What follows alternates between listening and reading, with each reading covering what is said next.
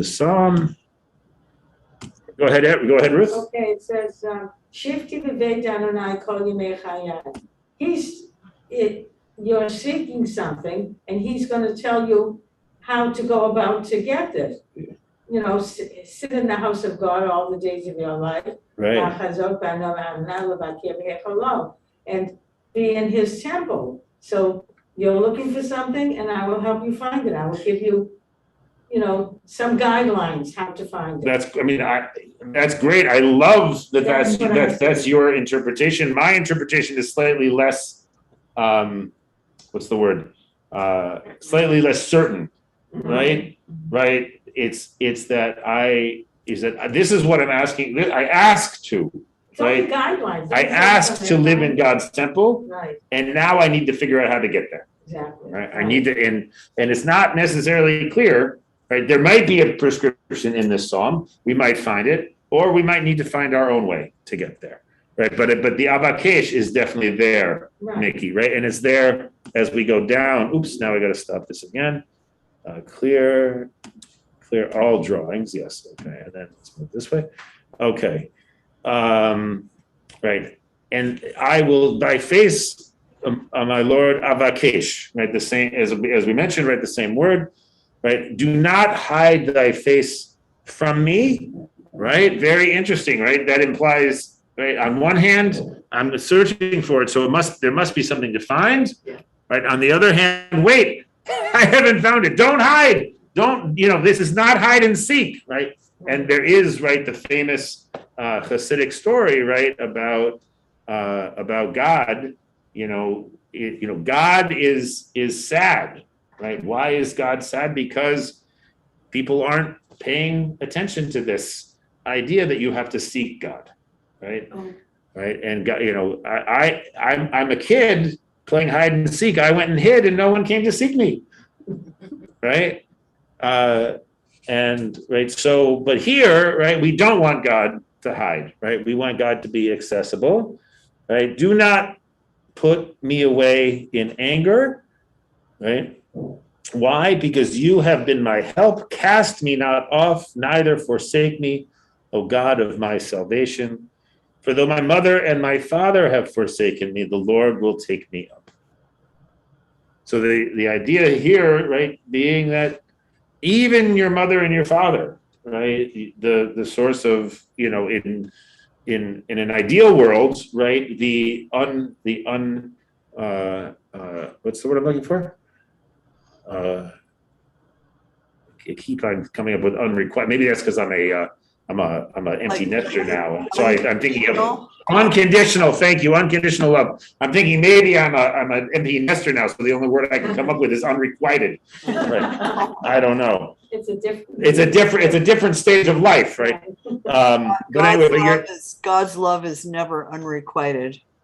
No. Right. Well, actually, I think that's interesting, right? Is because that would be the idea of that Hasidic story I just mentioned, right? Is that God has love for God's creatures, but God's creatures are not searching for him, right? So God's not getting what he needs from humans, which is as in many Hasidic stories, right? It's like a little frisson of maybe a little bit heretical, right? Wait, isn't God perfect? God doesn't need us, right? Yeah, go ahead, Nikki.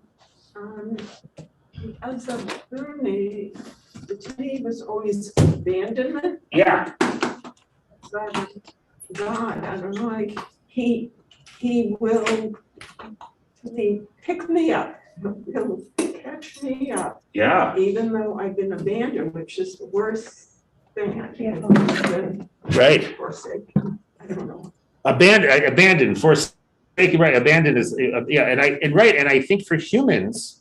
Right, for humans, a feeling of abandonment, right, is an awful feeling. Yeah. Right, and it's an awful feeling whether it's your parents, God forbid, who have abandoned you, and probably, most people in this room have lost their parents, right?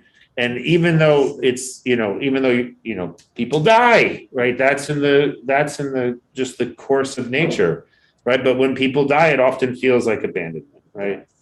I think most all humans have an abandonment wound from childhood, because no matter how good your parents are, at some point or other, there's some time when we fail, and then the kid ends up feeling like, oh, my parents really Right. failed me, and Right. I think almost everybody's got that wound. Right.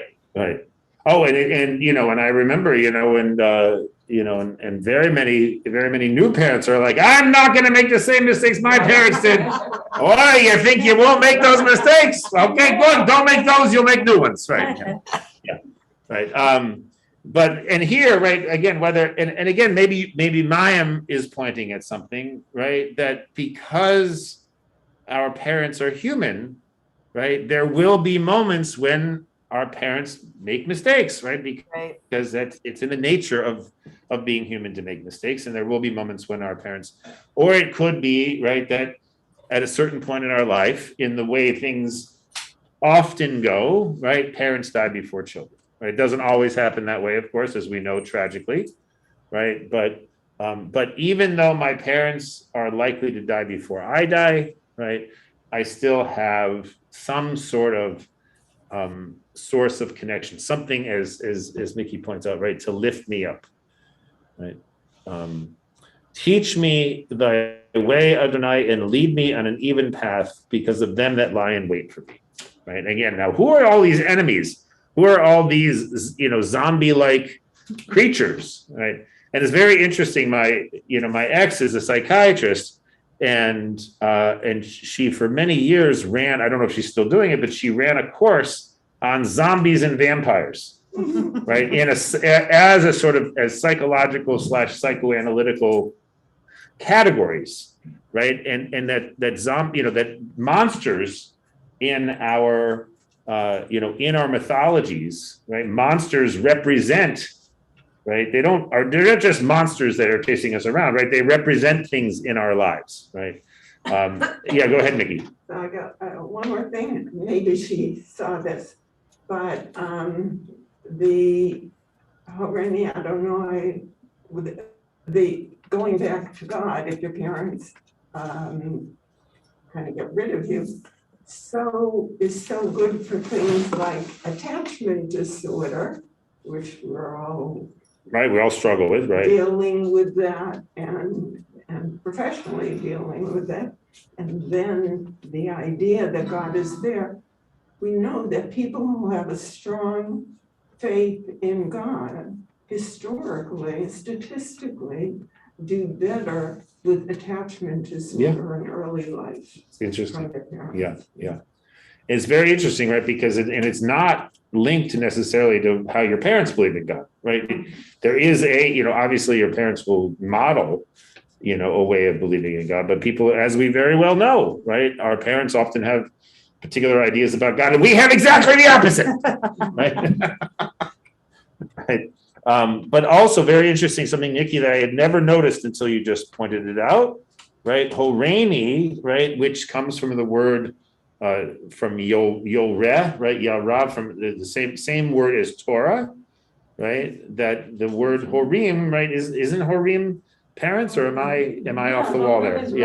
Yeah. So it's almost like teach me, like be my parent here, which I had never really noticed before. Or if my parents didn't teach me in thy way. Well, also, Ruth, you may be pointing to something, right? That we there's a reason, right, why we have the God of Abraham and the God of Jacob. The God of Isaac and the God of Jacob, right? Because those are not necessarily the same, right? It's the same God, but the relationship that Abraham has with God is different than the relationship that Isaac has, which is different than the relationship Jacob has.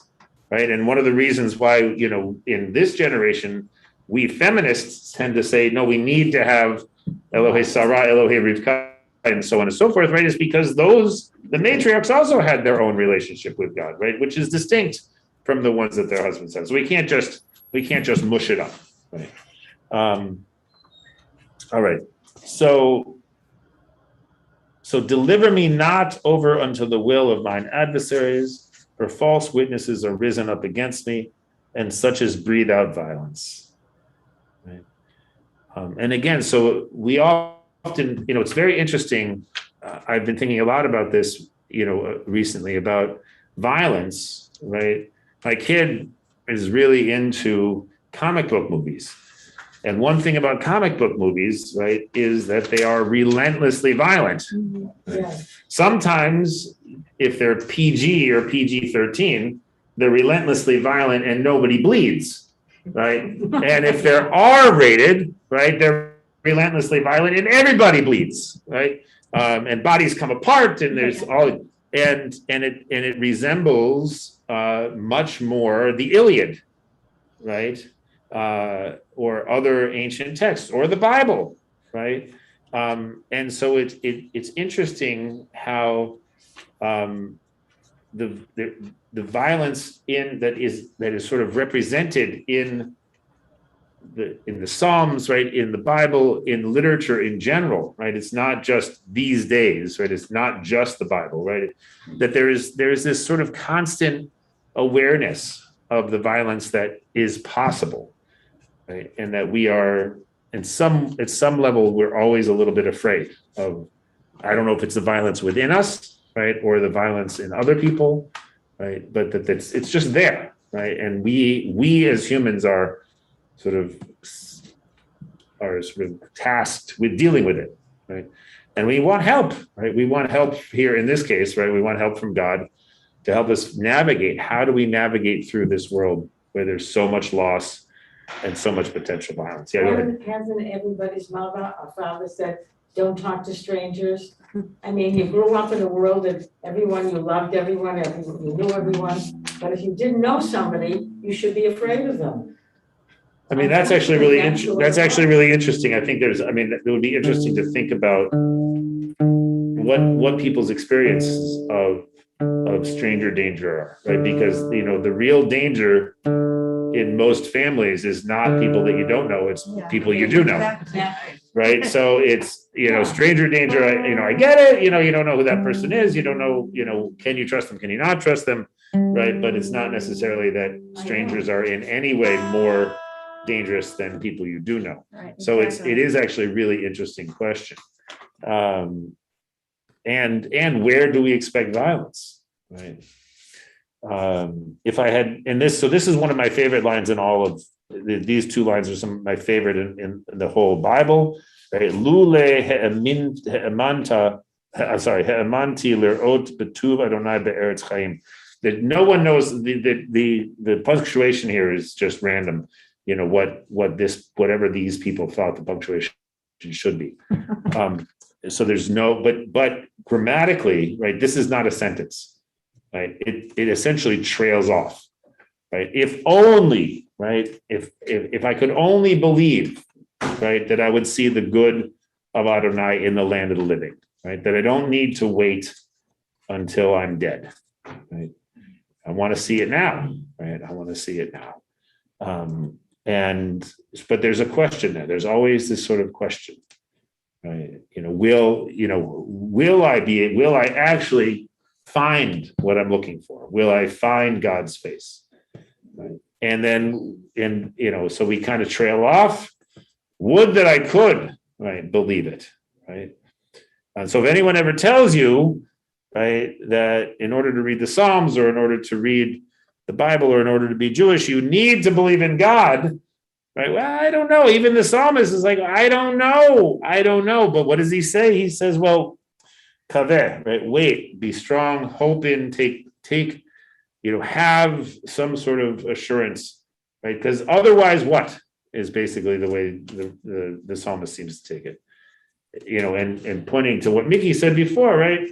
If we do have some sort of faith, right, we often do better, right? And if we have nothing but despair, right, we often do worse. I don't think it's faith necessarily always. It's also an openness. Say more, Ruth. Who knows? That seems very wise to me, right? That it's not about faith. Yes, God exists, right? No, It's about openness, openness. right? To seeing or feeling or experiencing, What's out right? there? Something that we can identify as God's presence. right? And that could take all kinds of forms, right? Without embarrassment or shame. Well, God willing, I mean, it's so, but it's, it's so interesting to me, right? And distressing to me, right? That people are very often ashamed to talk about their feelings about God, right? Whether they believe in God or they don't believe in God, right? Or they have sort of ideas about God that they think, oh my God, I can't believe that, right? But I kind of do, right? And it's on one hand, it's very personal, right? And delicate. And so sometimes it's not shame, it's just sort of fear of being shamed, right? Of having someone confirm to you that whatever idea you have about God is wrong or bad, right? And sometimes you have this sort of sense that, well, I have this idea about God, but it doesn't work for me, right? It's not working for me, but I still have it. What do I do, right? And being open about it, as with many things, right? If you can find a context in which you can feel comfortable being open, right, and acknowledging stuff, that often makes life a lot easier, right? Yeah, go ahead, Nikki.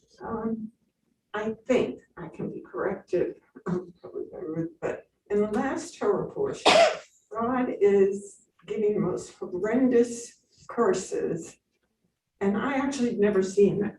I never read that. Right. And all I could think about was this is like the curses of the South Korean guy and Taliban. Terrible, terrible curses. Yeah. And then you have this, which is so soothing. Yeah. And comforting. So it's almost a relief to have this. Right. And oh my gosh, they're in the same book. Yeah. Right? It's all in the Bible. Right. And I just picked up a book the other day. I haven't read it yet, but looked very interesting, right? That this Israeli woman came to Iowa, I think, to the University of Iowa. I think it's the University of Iowa. I have to double check, to get an MFA in nonfiction writing. And one of her teachers there is this woman, Marianne Robinson. Has anyone ever heard of Marianne? She's written novels as well as, but she's very religious, Marianne Robinson. And she was giving a course about the Bible, about the Old Testament and the New Testament, right? Because she's a Christian, like she's a Protestant, right? And she reads the Bible how? In English, right? That's the Bible. Right? And this Israeli woman shows up having read the Bible, the way, the Israelis read the Bible. I mean, there's many ways that Israelis read the Bible, obviously, but as a Hebrew text, right, where there are, where there's arguments about what it means, right? And, for Marianne Robinson, right, is a little bit, she's not a fundamentalist. She's not like she's not an evangelical Christian, right? But she reads the Bible as a text in English, right? And there's a sense also among people, I think, who read the Bible only in English, but it's true for us as well, if we read it kind of in English and Hebrew, whatever, right? That the Bible is one book, right? We forget that the word Biblia, right, means library, right? So it's not actually one book, right? It's whatever number of books are in there. I always forget the number because I'm not very good remembering numbers, but 26, whatever number of books is in there, right? Each book is its own distinct text, right? And even in the book of Psalms, right, you've got poems from all different hands, right? So you just are not going to have any kind of theological consistency, right? So you are going to have this terrible punishing God of Deuteronomy, right? And then you're going to have this other God, right, who is the one we seek God's face, right? Not only is it not a punishing God, and not only is it a protecting God, right? It's a God that projects something that is so important to our way of being in the world. Attachment theory, right, in psychology is very much about the connection, the infant to the mother's face, right? I mean, it's really crucial, right? Here, God is kind of a mother, like a protecting mother, right? And we have no particular upsetness, right, about the sort of more feminine imagery of God that's here, right? But you would never, but Maimonides would not accept it. I think the relationship between God and us is like a father and his children. If you are as a mother, if you get mad at your child and say, if you do that one more time, I'm gonna do this and this to you. And you think of the most horrible thing, you take away the TV, your ice cream or whatever. Right. But you really, then you say, okay, if you're good now. All right, forgive them. all right, I overreacted, okay, I never say I overreacted, but will. If you're good now, Right. you'll forget that. Right, So I'll forget all those terrible punishments I Same said, right, thing. exactly. Well, then it happens, He's not gonna do that, he's always gonna forgive us. well, I In mean, a manner of but the problem, I agree with you, and, right, the problem is, right, there's all these times, especially in the book of Numbers, we discussed this on Saturday night, right, where God actually does turn around and mete out horrible punishments, right, to the Israelites. And then we have these passages in Deuteronomy, right, which outline all these blessings and curses. And just conveniently, maybe just because people like thinking of curses more than they're thinking of blessings, but there's so many more curses than blessings. Right? Well, and when the children of Israel were gonna go into the promised land, he said, wipe out all the people. I mean, that's not a forgiving kind of God. Not at He didn't all. say go make a truce with them, Right. but try to make peace. Wiping out means wiping out everybody. Right. And also we have, when we read the book of Joshua, right, we found that in actual fact, right, there were some stories about wiping out groups of people, and there were lots of stories about, well, those people still live with us. Yeah. Right. And it says that You know, in Jonah. there's very little consistency. Right. All right, so we'll do a little singing now, and then we'll get back. Can I say something? Oh, please, Mime, and I'm gonna take this off the screen so I can see the people on this. Yeah, okay, so it looks like we lost Carol. Go ahead, Mime. Oh, well, those were very interesting passages, especially that 13. And I think what we were interpreting there is that we can see God in the land of the living. You know, I think the psalmist was saying, oh, I wish if only I had seen the goodness of God in the land of the living. And I choose to live my life doing that. But now that you mention it, there are these curses. And when the pandemic started, I felt that it was a very biblical thing, you know, like a plague. It is a plague. Yeah. And that mankind needs a good knock in the head, you know. So I think this is the time of year to kind of consider it in that light, which is not a way that I usually think about God. I tend to think that God is good and God is giving, and I'm in a deep and loving relationship with my God who's so good to me. But there is this stuff going on that I think it's the time to think about, and we're going into, you know, more of this plague.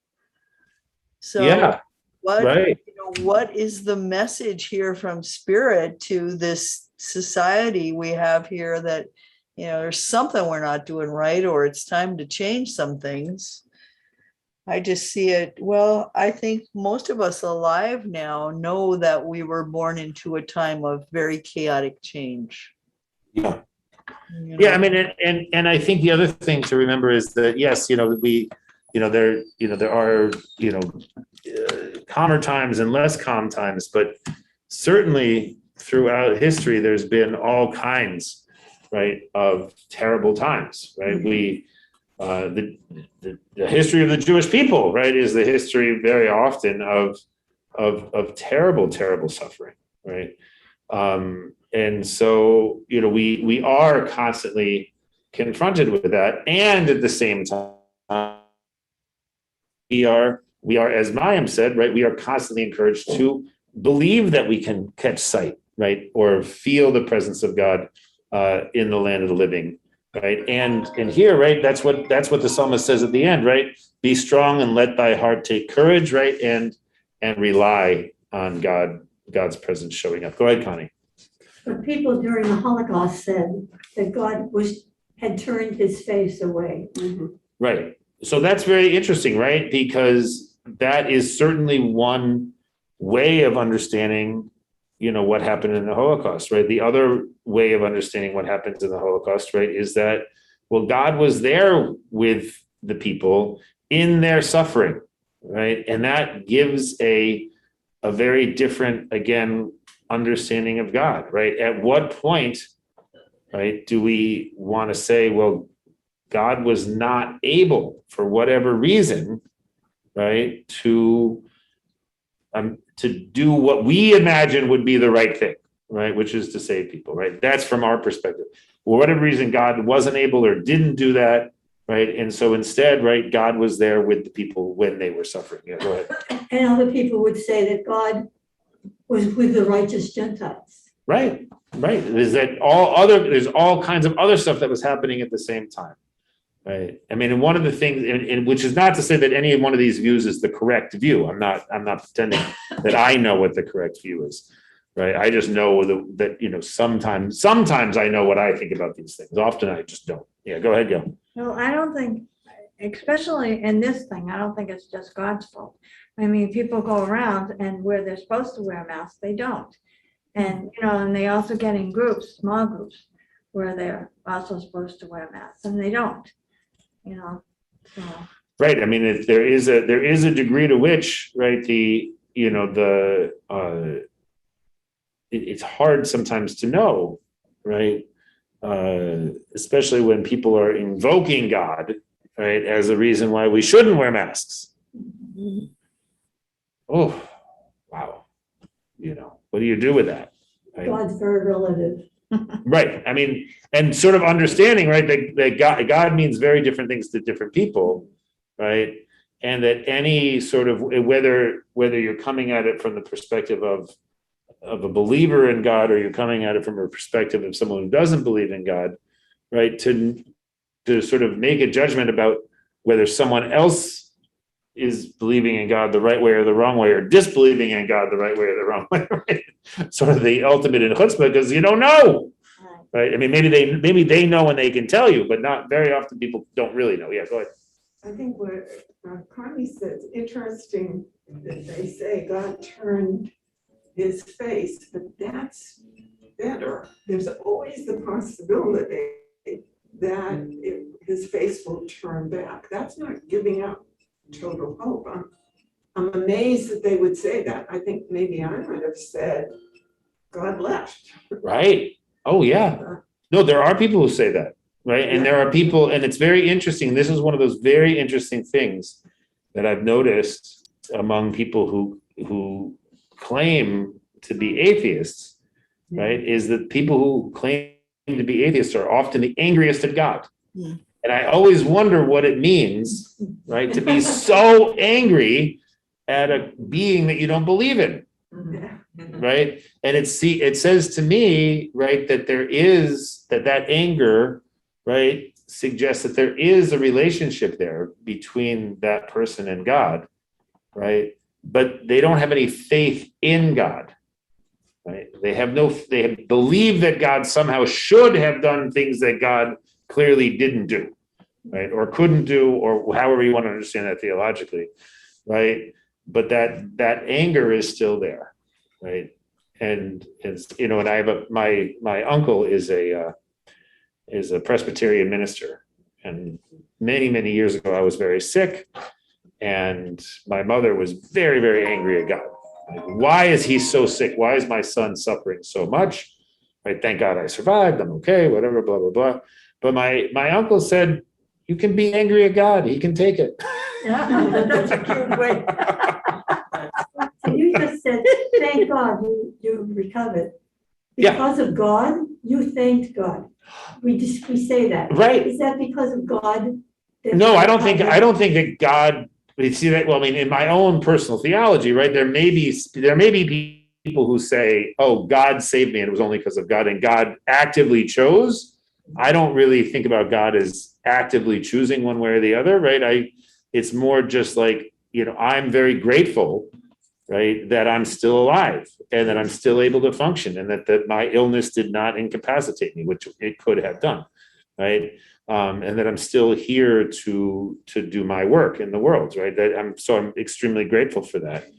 And for me, that is God, right? It's not The gratitude no, that sort of happening. the way the world turned out, right? And at a certain sense, right, you can't, and I'm still struggling with this, right? It's still undeveloped in my own brain, right? That you can't entirely only take the good, right? Thank God I recovered from my illness, right? But wouldn't it have been better if I hadn't been sick at all? So am I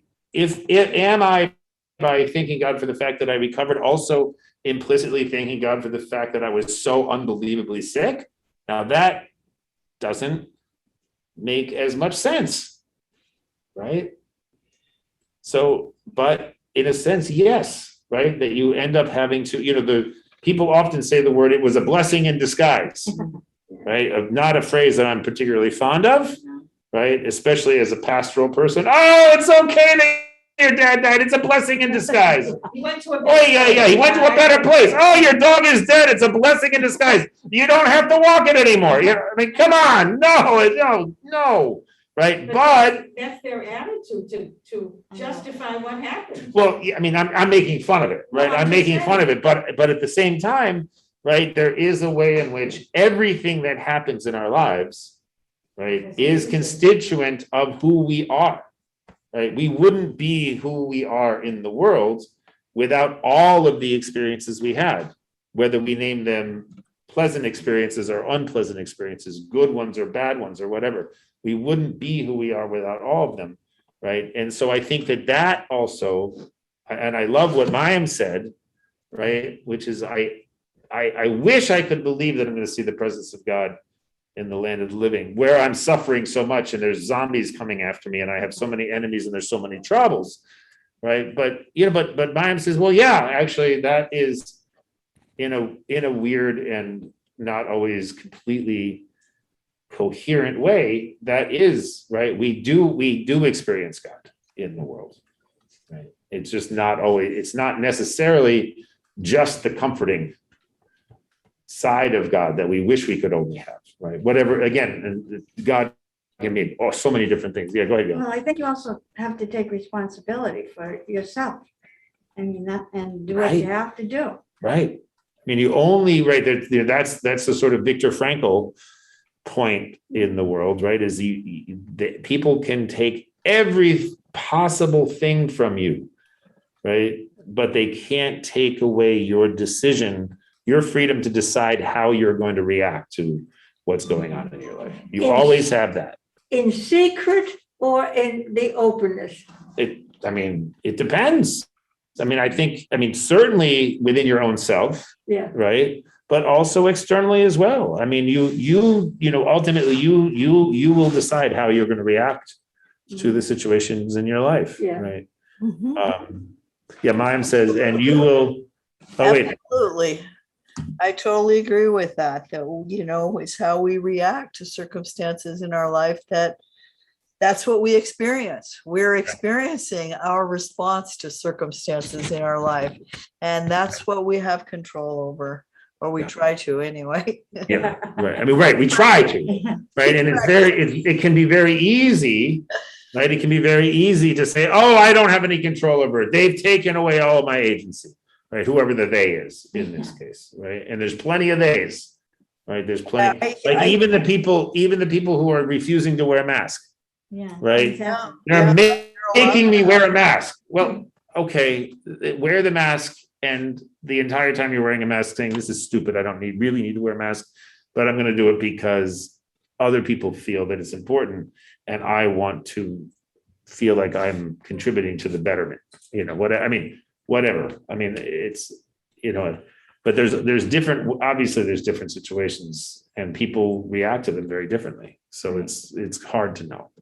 Yeah, go ahead, Ruth. Do you think bad things happen, so that makes you thankful for the good that happens? Wait, I don't know if I want to go down that road, Ruth, right? I mean, there's a famous, I don't think it's famous, but maybe it was notorious in this movie. I don't remember the name of the movie, but John Good, you all know who John Goodman is? Yes. Yeah, the actor. So anyway, he's playing a Jewish dad, right? And he's got an obnoxious kid, who basically said, and they're basically talking about the state of Israel, right? And how we have to, make tzedakah or whatever because the state of Israel.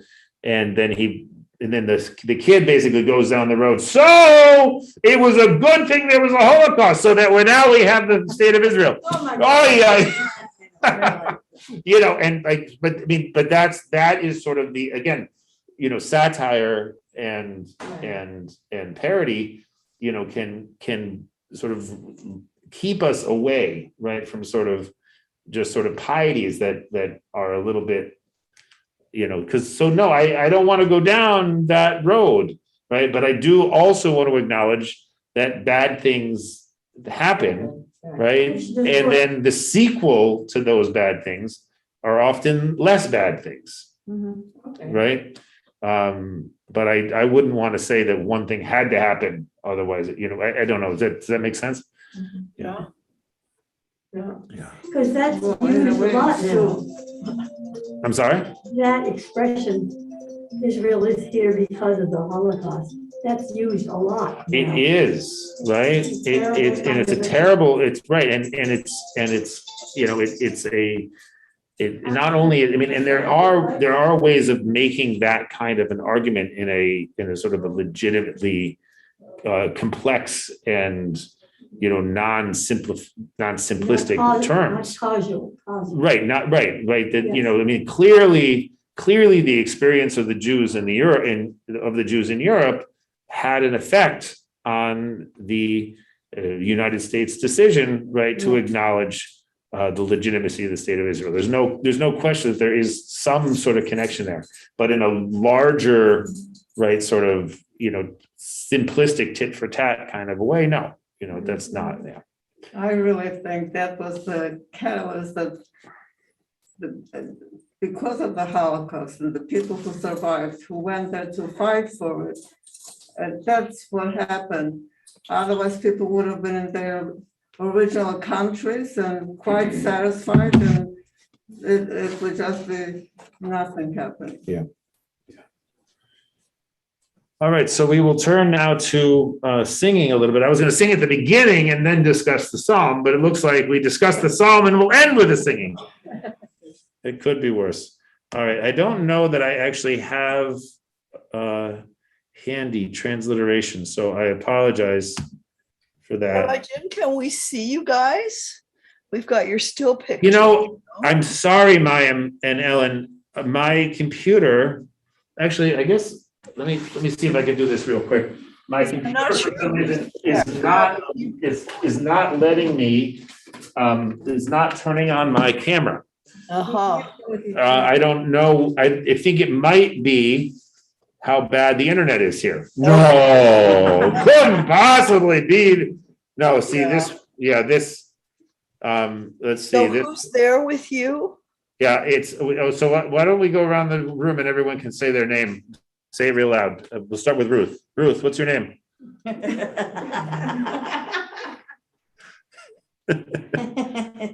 Ruth.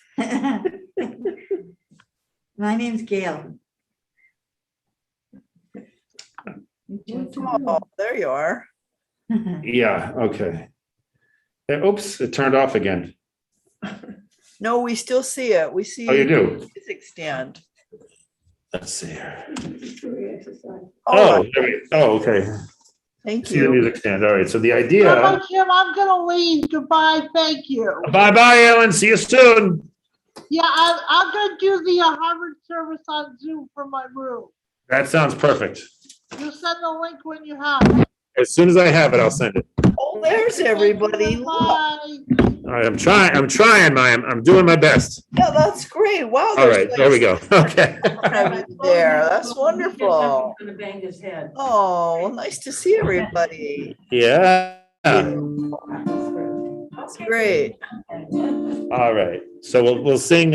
So this is, as I said, This is verse 4. So if you have Hebrew, you can do it in Hebrew. If you don't, then you can, I'll sing it without words the second time round. Achat she'alti me'ed Adonai ota avakeh. Achat she'alti me'ed Adonai ota avakeh. Shivti bevet Adonai kol yemei chayai lachazot benoam Adonai ulvaker b'chalom lachazot benoam Adonai ulvaker b'chalom. Ay la la la la la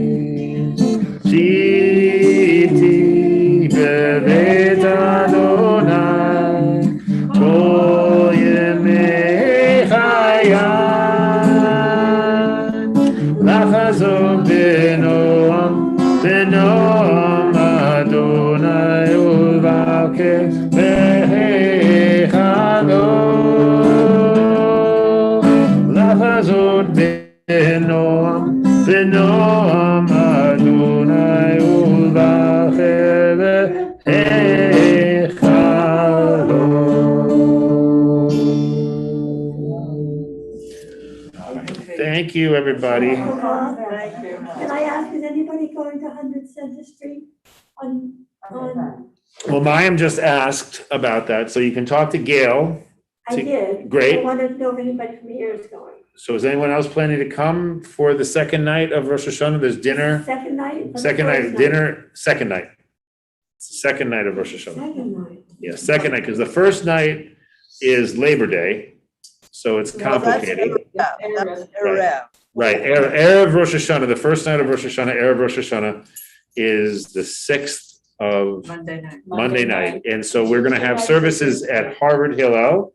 And I will get, as soon as I have it, I'm gonna get you the stream. So if you don't feel like going to TBZ or to KI, you can watch Harvard Hillel first night services. And then the second night of Rosh Hashanah, which is the 7th, Tuesday night, right? There's dinner and services over at 100 Center Street. What about breakfast? There is no breakfast. Oh, There's no breakfast this year because it's like everything else. We're not doing any more programs with food for fear of people taking off their masks. So unfortunately, yeah, but I they're can't, doing it to eat at. it is one of these things where it's we're trying to follow the guidance, right, that is being given to us. And the reality is that people need to eat. So, and people eating in community is very, very powerful and important. So we're still doing that, but we're So trying to we minimize sign up for it. that. Do you know if anybody else who is going from here? The only, it doesn't sound like anyone else from, in this group is planning to go. I want to go, so how do we sign up for dinner? So Maya, you sign up for dinner the way you always would sign up for dinner at Skyline. You either call them or put in a menu. And you can show up over there for the 5:15 seating and Okay, then come directly to the service, which is. that sounds 6:00. wonderful. And your bus to, the bus to go to Herder Park and do Tashlich there, that's great. Right, so that's also available. There's a bus that's gonna leave from, if people are interested in going to the river, we go to the river to do From Tashlich. here? We're going from 100 Center Street, so if you wanna come from here, that's fine, just let Gail know so that she lets me know, so I let the bus driver know to come and pick you up, otherwise we'll leave directly from Dinesh and you'll miss the bus. so to Okay, speak. so I want to be on that and we tell. Right, so that's easier for you, Mime, because you're right next door. Okay, So yeah, so if you're interested in coming with us, just make sure And that Gail would be knows and we'll Monday come. afternoon? We'll come around 2:45 to 2:20. The Tashlich is at 3. Also on the first day of Rosh Hashanah. It's on Okay. the 7th, On Tuesday. on the Tuesday. so it says in your schedule, the bus will be at 2:30 because you're gonna do a little Tashlich. We'll do a little Tashlich behind Dinesh for people who don't Okay. feel like coming to the, we can only take 12 people anyway, we have a small bus, Oh, right? So rather well, that's a beautiful program, Hold on Elijah. one second. Thank you. Thank you. All right, thank you, Mayim. See you soon. So you won't do anything here, any Tashlich? Tashlich here will be on the second day. Rabbi Rachel will do Tashlich in the back, Oh, right okay. after that's- second day services. That's Tuesday. That's Wednesday. That's Wednesday, okay. And will there be transportation for me on Tuesday? Yeah, if you're the only person, Connie, if you're the only person that signs up, one of 3 things will happen. Either, right, we'll set you up with an Uber. Yeah. Or we won't tell anyone and Rachel or I will come and get you. But that's actually technically against the rules, so no one heard that might happen, all right? Nobody heard it. You don't have to Um, worry, I'll but forget. I'm sorry, Gail? You don't have to worry, because in 5 minutes. I'll You'll forget it, Yeah. exactly, right, yeah, you're like me, you just forget. Yeah, it's always good, you can always tell me secrets, because I probably won't remember. Okay, sounds good. All right, Thank you. all right, thanks, everybody. Shana Tova, we'll see you soon.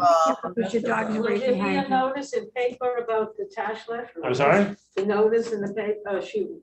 It's in the notice about the Tashlich is in my bullet, Oh, my okay. email bullet. You didn't get it. So if you don't get did you get email? Mine- Yeah, I'm so the it's in one who's there. supposed to call, not you. For my self-keyboard. Oh, okay, It's a different, I have a very eclectic. you Marty do. Knight Once gave a presentation. Who did? Marty Knight, Oh. Bible study group, once gave a That's great. presentation. It's so interesting. There's a new book about this Yeah? that Rhonda Glyman has in her office, a new-ish. Okay. And it turns out that she's somehow connected. I don't remember exactly the details as Gail and I were saying, remembering things. But she has some sort of a connection to the author of this more recent book on the same topic. It's interesting, it's facts are facts, but I guess the facts are not necessarily. Well, facts are facts, and then obviously True facts. come along and be often people's interpretations are very influenced by their own, where they're sitting.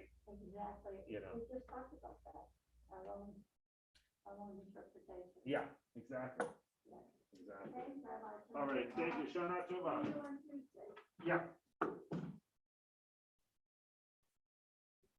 I was invited to my nephew, Oh, how nice. however, he's gonna be a 6-year-old boy, baby, Oh, forget it. unvaccinated. Yeah, no, it's, And his own children had the virus right. breakout.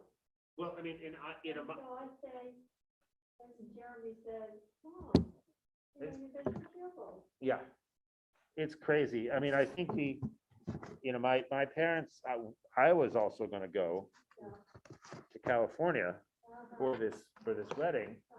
And we were so excited, right? Because the virus was down and we were gonna go in. So the problem for me was that this wedding is the day after Yom Kippur. So I would have had to wake up on the Friday after Yom Kippur, take whatever the opposite of red eye is, right? And get to California that afternoon, right? Be part of the wedding on Friday and Saturday, and then fly back for Sukkot, which I was not unwilling to do.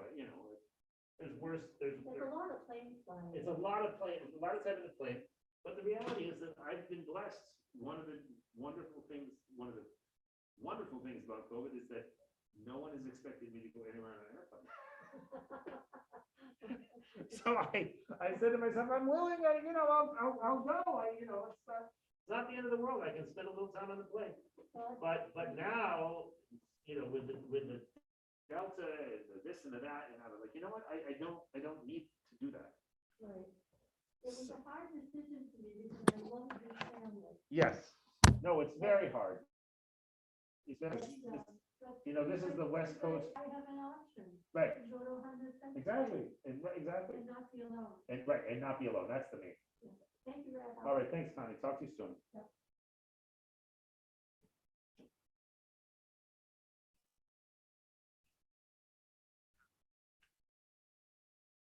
Hi. Hi.